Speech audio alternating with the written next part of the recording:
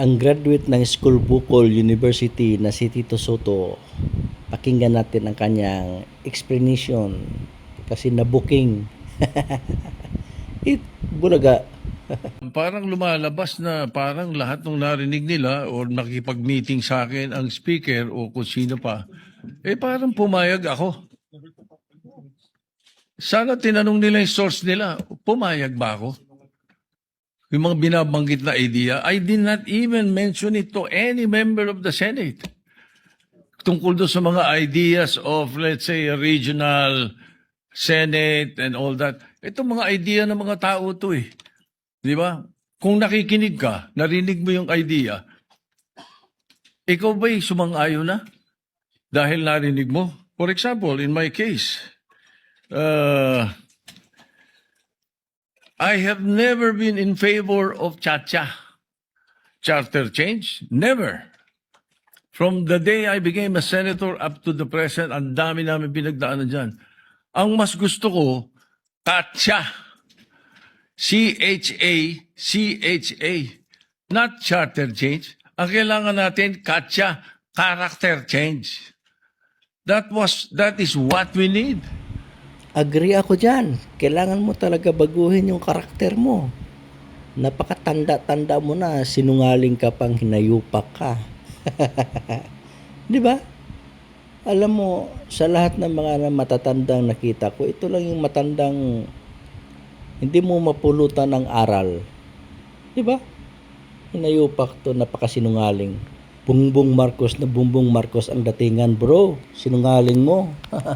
Kaya kung merong, let's say, may idea ang Speaker of the House, gustong kausapin ng Senate President at sinasabi nila, meron silang mga membro, ganito, idea ganito, nag-idea ganito, ay ibig sabihin ba nun, mali na kagad ako dahil narinig ko? Ano? Did I agree? Ang sabi ko pa nga, if we're going to change or amend, not change amend, ang nabanggit ko. If you're going to amend the Constitution, baka ako pumayag sa isang bagay lang, sabi ko. At yun may kumbaga sa in jest ko pa sinabi. Sabi ko, ibaba natin ang edad. Bakit sa Amerika, 35 years old ng presidente? Ang senator, 30. Bakit sa atin 40 and 35? Kaya mali pa rin yung sinasabi doon sa isa sa comment sa the distinguished lady na sinasabi, gusto ko raw iakyat into 50 para ma-disqualify doon sa Sara Duterte. That's not true, Mr. President, Madam President. That's impossible. I never said that. Di ba? I have nothing to do with the proposal for any elections of Sara Duterte in 2028. For all you know, I might vote for her. Di ba? Hindi pa pwedeng porque pinag-uusapan, narinig mo, yun na kagad. At saka lalabas dito na para bang ako'y nakikiisa. I have nothing to do with the allegations of Chacha. I heard the proposals. I never brought it up to my colleagues, any one of them. Hindi ko binanggit eh. As a matter of fact, there was one time na sinasabi yung meeting daw namin, Senator Lacson was there. Ganito ang gusto nyo magiging Senate President. Ito yung tao na ito na talagang sumisira or anay ng Senado. Sa tagal-tagal niya na sa Senado, hindi siya concerned sa Senado.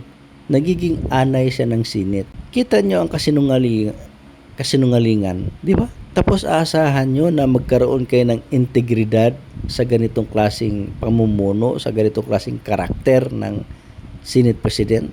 Kitang-kita na yung kasinungalingan niya. Ginawa niya na sa NBI, na-booking siya na siya yung nagiging tulay kung bakit nandoon yung NBI sa loob ng Senado. Ngayon, na-booking na naman siya, nakipag-meeting siya sa Speaker of the House dahil sa gusto nilang palitan yung konstitusyon natin, todo deny na naman siya. Samantalang siya yung may gusto na palitan yung konstitusyon natin dahil nagalit siya doon sa desisyon ng Supreme Court sa impeachment ni BP Sara. Ito, tingnan mo si Tito Soto. Your words versus your words. Di ba? Hinayo pa ka, sinungaling ka talang, kagwang ka. What we can do is meet with them. I mean, Congress, House of Representatives. Okay. Pag-uusapan lang yung issue pag-usapan namin yan.